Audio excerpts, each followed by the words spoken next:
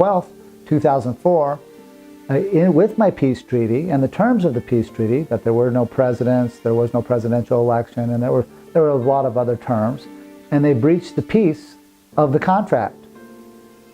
They put me on the phone with the commanders and the people that I had been speaking with since 1996 at the Pentagon, and they said, Russell-J. Gould, what happens when peace gets breached?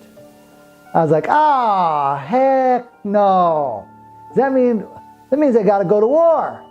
They're like, yes, you do. You'll be back. And so they caused me to move into a conditioned state of the martial-law because they broke the peace, which were the terms of the contract. The terms of the contract were that I was Postmaster General, Commander-in-Chief, and many other highly sensitive classified documentations that we had under contract together. By using brute force and physicality to physically remove me from the Pentagon, that broke the terms of the peace. Therefore, I had to move into a conditioned state of the martial-law. So on December 12th, 2004, at the Pentagon, I came under contract as Commander-in-Chief conducting martial-law.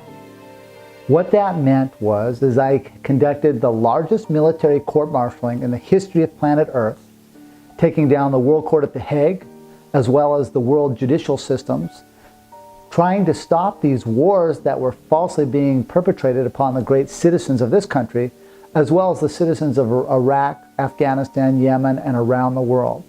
For these were all done under false and misleading pretenses, under a fraudulent ruse, because there was no president and there was no post office to go to war.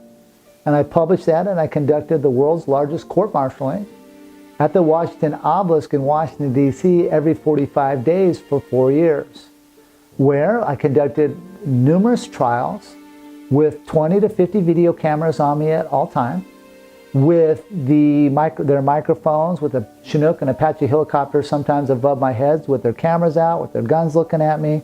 And I conducted a trial based upon grammar, based upon authorization, and based upon stopping the war that the soldiers were rused into. The court-martialing was against George-Walker Bush, Richard-Bruce Cheney, Donald Rumsfeld, and so many others. There were literally hundreds, if not thousands of persons that were court-martialed within the construct. I alerted all military bases, U.S. military bases on the planet, where I received documentation back from the military bases as the Commander-in-Chief. I also held duty posts where the U.S. Marine Corps showed up in uniform to talk to me as the Commander-in-Chief.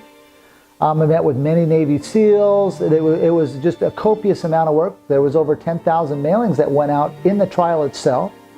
In the trial itself, I tried to stop the vaccines against the soldiers, as well as rewrote the construct for all the Veterans Affairs. So I wrote the administrative mechanics for the U.S. Veterans Affairs for wounded warriors and people that needed help through the Veterans Affairs.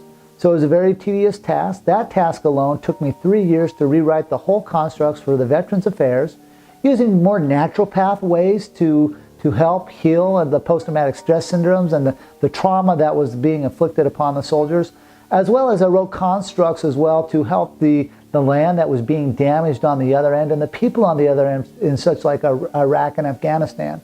So I wrote banking constructs and foreign currency platforms in place to aid the situations where this fraudulent ruse put on by George-Walker Bush and his minions, who know who I am, and they know very perfectly well what I did.